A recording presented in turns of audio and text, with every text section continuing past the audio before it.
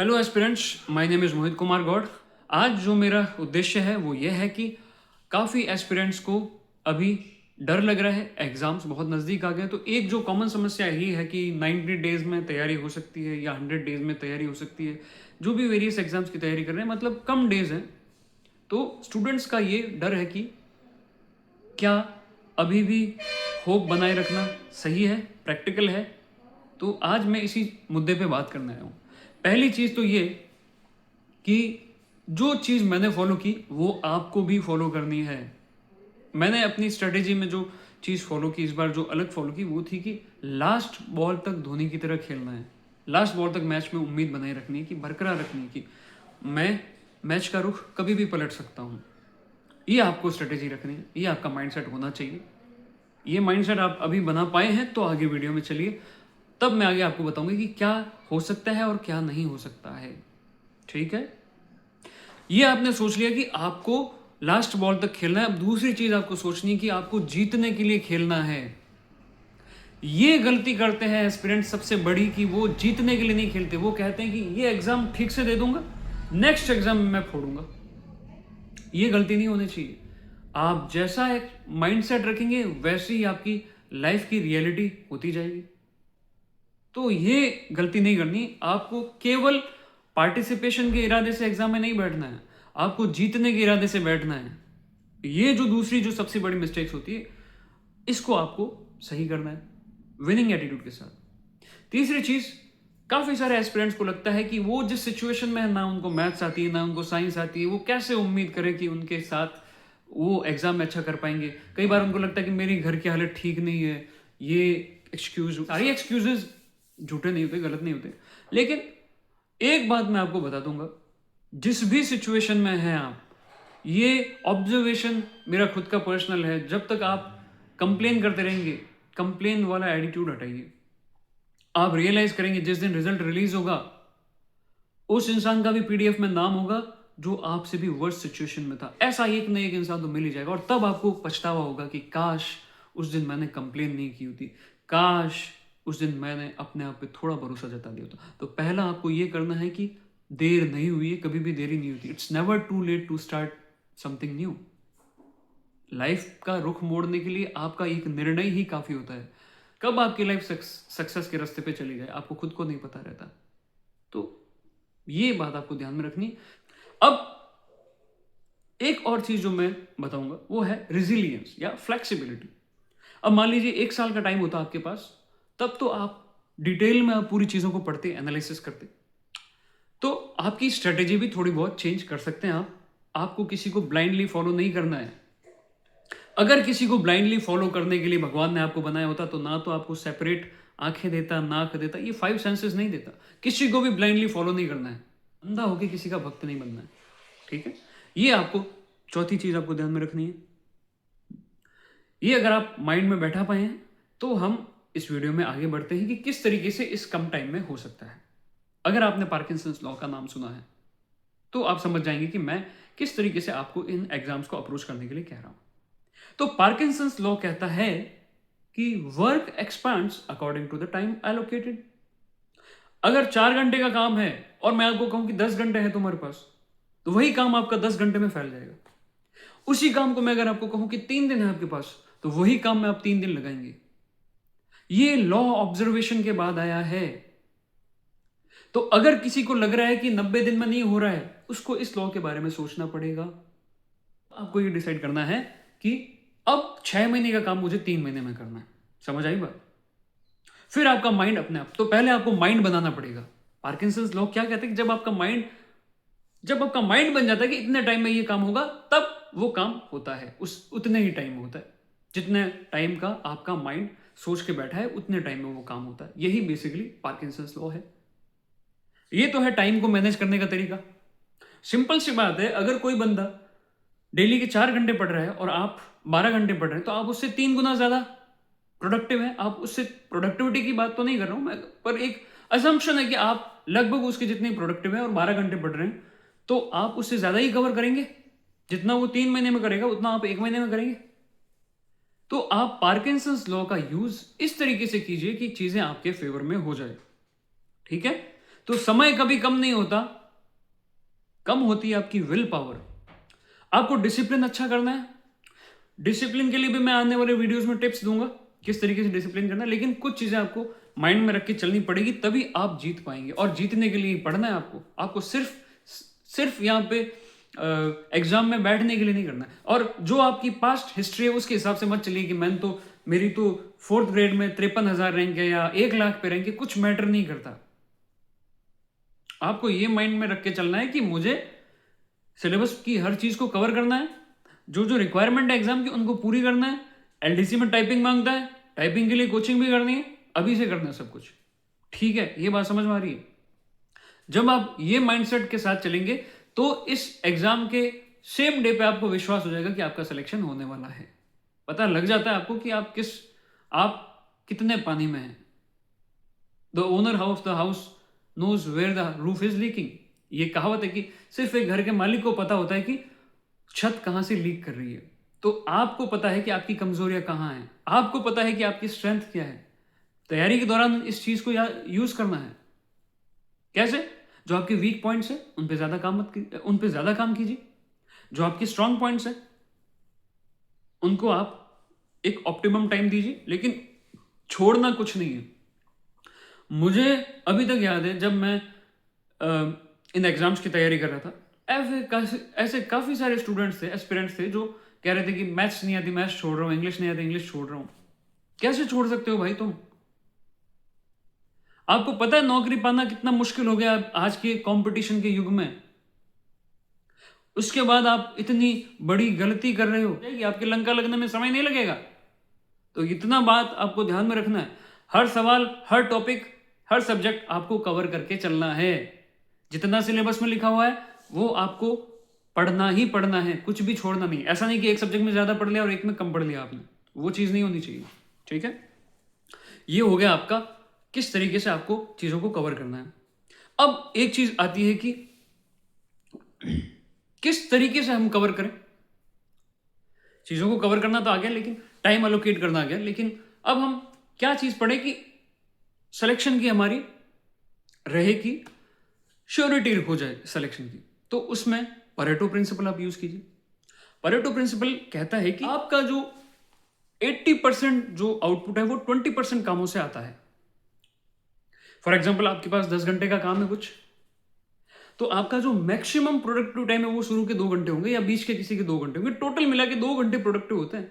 बाकी जो 80% टाइम, और मतलब जो आपका 80% एफर्ट आउटपुट होता है वो 20% एफर्ट से आता है। ये है परेटो प्रिंसिपल। इसको यूज करना है। इसको यूज कैसे करना है? रेलेवेंट चीज पढ़नी, कचरा नहीं पढ़ना है। रेलेवेंट चीज पढ़ोगे तो वन डे एग्जाम में तुमको सिलेक्शन से कोई नहीं रोकेगा। अब रेलेवेंट का पता कैसे चलेगा? तो रेलेवेंट का पता करने के लिए आपको यह देखना पड़ेगा कि पहले क्या आ चुका है, वो आपको कंप्लीट पढ़ना है। समझ आई बात? जो पहले आ चुका है वो कंप्लीट पढ़ लोगे तो आप 20% एफर्ट्स में 80% आउटपुट ला सकते हो। आपको लोग कहेंगे कि नहीं नहीं ये तो कहने की बात है, अभी डिटेल में जा रहा है। डिटेल में केवल 1-2 सवाल पे जाता है आरपीएससी। ठीक है, आपके सिलेक्शन के लिए सबसे जरूरी चीज यही है कि आप रेलेवेंट पढ़ो। बस आपको यह देखना है कि आपका सिलेक्शन किस चीज से हो सकता है। तो आपको 2 चीजें ध्यान में रखनी है, पार्किंसंस लॉ और दूसरा है परेटो प्रिंसिपल।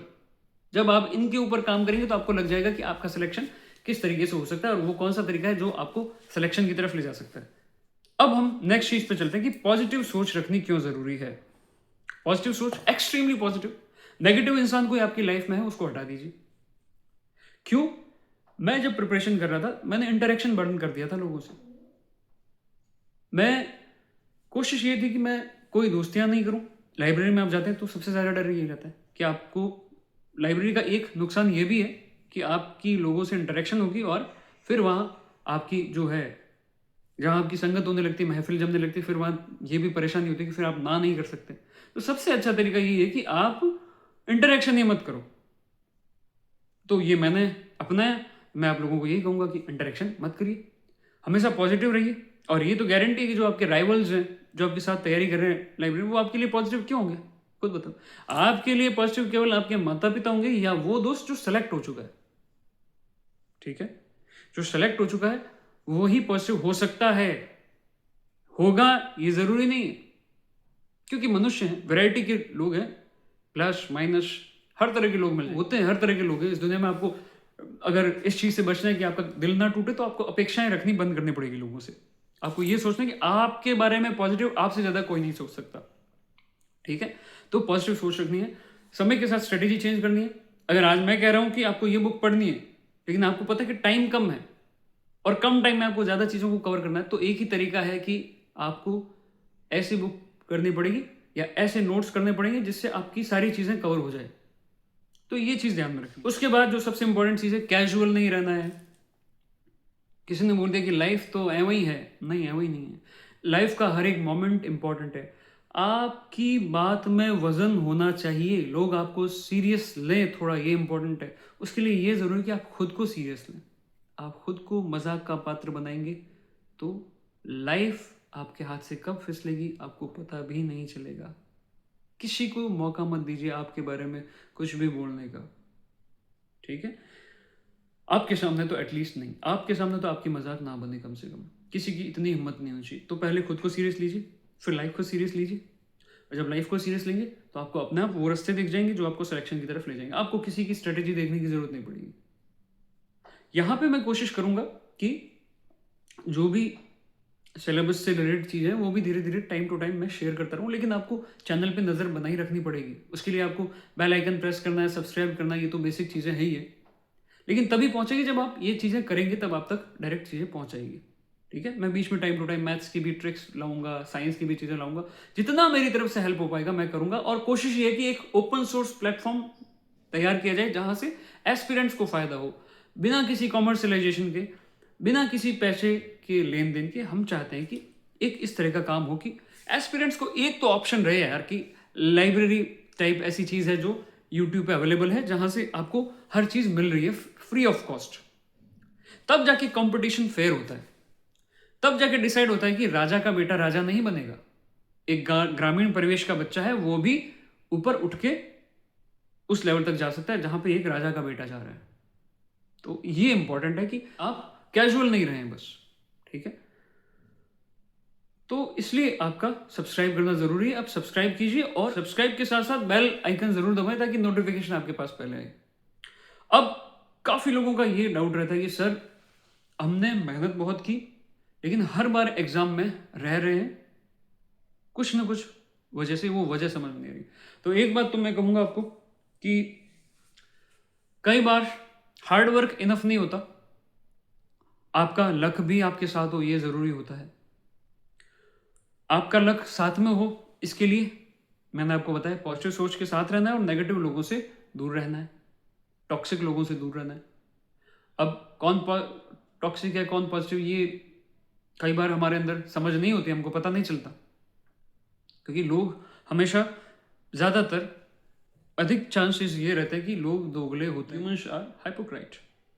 तो हमारे पास इतना तो टाइम है नहीं कि हर एक के पास जाएं और ये पता करें वो पॉजिटिव है नेगेटिव। तो अपने काम से काम रखना है। अपने पेरेंट्स वो आपके लिए हमेशा पॉजिटिव रहेंगे, तो आपको पॉजिटिव लोगों के साथ रहना है, पॉजिटिविटी के साथ रहना है। फिर आपको थोड़ा सा स्पिरिचुअल रह के भी फायदा होगा। मेरा पर्सनल एक्सपीरियंस है, तो मैं जो चीज़ें मैंने अनुभव की वो मैं आपके साथ शेयर करूंगा। आपको थोड़ा सा स्पिरिचुअल होना चाहिए। आप स्पिरिचुअल रहेंगे तो आप बाकी सारे झंझटों से मुक्त हो पाएंगे, तो वो आपके एग्जाम में भी हेल्प करेगा। तो ये वो तरीका है जो आपके लक के फैक्टर को स्ट्रॉन्ग करता है। आपको मेहनत के साथ साथ लक के फैक्टर को भी इंप्रूव करना है। अब कुछ लोग कहते हैं कि हर बार ही ये चीज़ हो रही थी, हर बार एक आधे नंबर से रह रहे हैं, तो वहां पे ये हो सकता है कि या तो आपका फाउंडेशन वीक है। वीक फाउंडेशन क्या होता है मैं आपको समझाता हूँ। फॉर एग्जाम्पल काफ़ी सारी चीज़ें टेंसेस के बारे में जब मैं स्कूल में था उसी टाइम से पता चल गया। अब आपका वीक फाउंडेशन है तो आपके लिए ये चीज़ें हर बार मुश्किल होती है। आप इन चीज़ों को इग्नोर कर रहे हैं तो आगे मुश्किल पड़ेगी। तो इससे बचना है तो आपको क्या करना है, अपने फाउंडेशंस को स्ट्रॉन्ग करना है।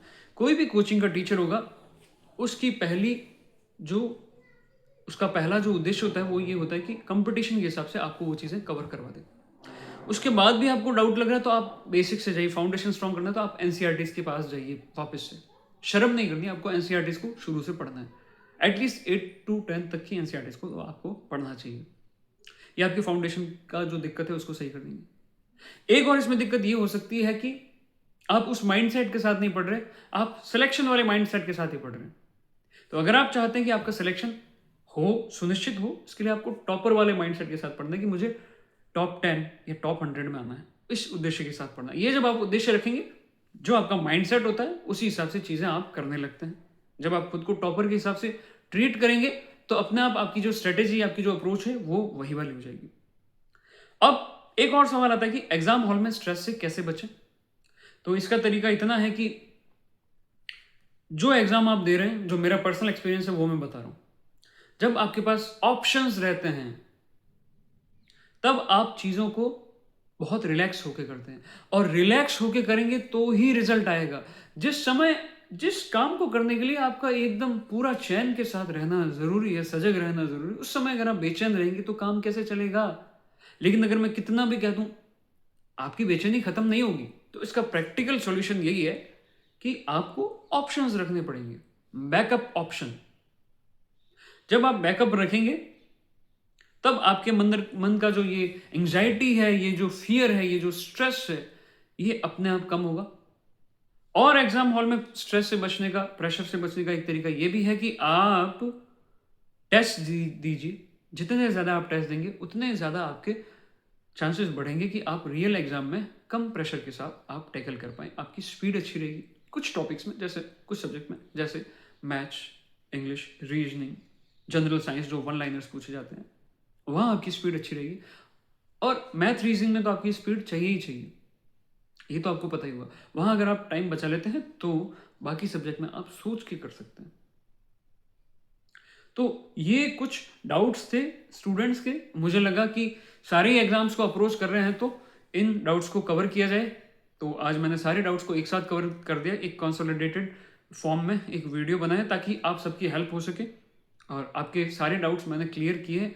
फिर भी आपका कोई डाउट रहता है तो आप कमेंट्स में पूछ सकते हैं, या फिर it's very easy to approach me on Instagram. अभी ये भी सोच है मेरी कि मैं मैथ्स से रिलेटेड वीडियोस जो हैं एलडीसी और सीईटी के जो भी हैं वो मैं इसी चैनल पे शॉर्ट में एक इंट्रोडक्शन के साथ अपलोड कर दूं, क्योंकि सारे स्टूडेंट्स डिटेल्ड वीडियो नहीं देख सकते, इतना टाइम है नहीं। तो मेरी तरफ से ये करूँगा कि एक शॉर्ट एक्सप्लेनेशन, इंट्रो, और सारे मेथड्स सीखने की बजाय एक ऐसा मेथड जो हर जगह काम आ जाए। क्योंकि सबसे इंपॉर्टेंट चीज़ होती है कि एक मेथड आपने समझ लिया, उसके बाद आपको ये गारंटी रहती है कि आपसे सवाल हो जाएगा। और ये राजस्थान का एग्जाम है तो यहाँ पे ये नहीं चाहिए कि आपको स्पीड चाहिए, स्पीड मैथ की रिक्वायरमेंट नहीं है यहाँ पे ये चाहिए कि आप कर पाए सवाल। तो मैं उसी उद्देश्य के साथ सीईटी एलडीसी एग्जाम के हिसाब से जो मैथ्स है इसको मैं यहाँ पे कवर करूँगा। वो लेक्चर्स मैं यहाँ वीडियो के फॉर्म में, लॉन्ग फॉर्म की वीडियो के फॉर्म में यहाँ पे मैं अपलोड करूँगा। आपको बस जैसे ही वीडियो रिलीज हो आप हाथों हाथ देखिए, जो भी टॉपिक से रिलेटेड वीडियो मैं यहाँ पे कवर कर दूंगा आपके लिए, और आप उसको देख के सीधा प्रैक्टिस पे जाइए, क्योंकि समय उतना है नहीं। तो कोशिश यही है कि यहाँ पे मैथ्स और साइंस को मैं कवर करवा सकूँ, क्योंकि मेजर पोर्शन है एलडीसी के एग्जाम में मैथ्स और साइंस। तो यही प्रयास चल रहा है कि यहाँ पे मैं इंट्रो वीडियोस करवा दूँ ताकि आपका प्रैक्टिस का काम रहे सिर्फ। अभी आप डिटेल्ड कोर्स लेंगे, पैसे का भी चूना लगेगा, लीजिए, मैं उससे आपको नहीं रोकूंगा, क्योंकि आपका फ्यूचर आपके हाथ में, मैं आपको रोकूंगा नहीं। लेकिन मैं अपनी तरफ से यहाँ प्रयास जारी रखूंगा कि चाहे एग्जाम से एक दिन भी पहले आपको कोई ट्रिक समझानी पड़े तो आपको वहाँ से मैं समझा सकूं, और आपका 1-2 मार्क्स एक्स्ट्रा, 1-2 सवाल में एक्स्ट्रा करेक्ट करवा सकूं। और अगर ये कर पाया तो ये मेरे लिए बहुत ही सेटिस्फैक्शन वाला काम होगा। तो दैट्स इट फॉर टुडे। अगर वीडियो पसंद आया हो तो ज़रूर आप लाइक कीजिए, और चैनल पे नए हैं तो सब्सक्राइब कीजिए, शेयर कीजिए। All the best for your exam. Have a nice day.